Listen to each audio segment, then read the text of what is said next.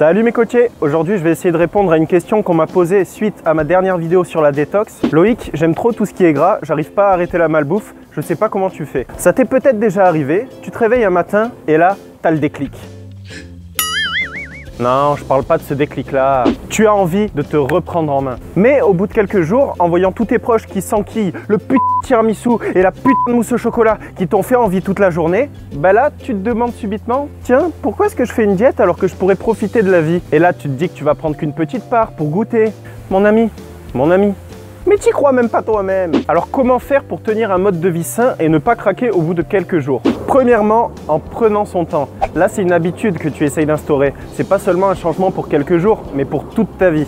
Du coup, il faut y aller progressivement. Je te donne un exemple, c'est comme si tu avais envie de changer ta façon d'écrire. Et je sais de quoi je parle parce que je l'ai déjà fait. Le changement d'écriture, il va pas se faire en 2 jours, ça prend du temps parce que auparavant, tu as mis beaucoup de temps à instaurer ta première écriture. Il faut d'abord que tu apprennes à faire les lettres une par une, puis ensuite à les assembler et enfin à les écrire aussi vite que tu écrivais avec ton ancienne écriture. Ben, la malbouffe, c'est pareil. Il faut d'abord que tu enlèves un petit peu la malbouffe de ton alimentation, puis tu la réduis complètement et ensuite tu manges un peu plus de légumes, etc., etc. Deuxièmement, il faut que tu installes un climat qui est positif pour toi. Comment ?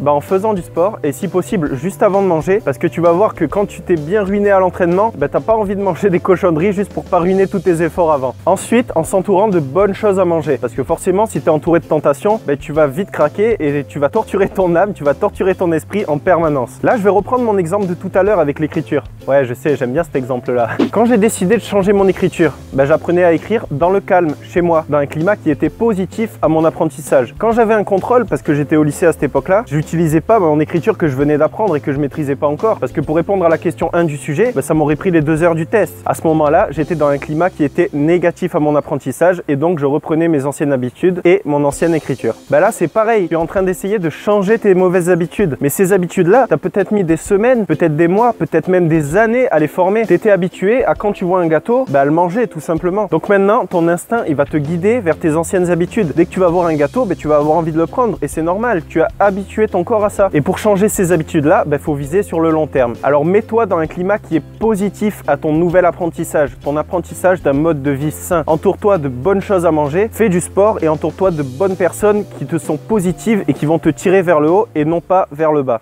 Et voilà pour cette vidéo, j'espère qu'elle t'a aidé. Si c'est le cas et que tu veux me soutenir, tu peux t'abonner à ma chaîne, tu peux aussi liker la vidéo, ça me fera super plaisir. Moi je te dis à la prochaine pour une nouvelle vidéo et je te félicite parce qu'aujourd'hui, tu t'es repris en main.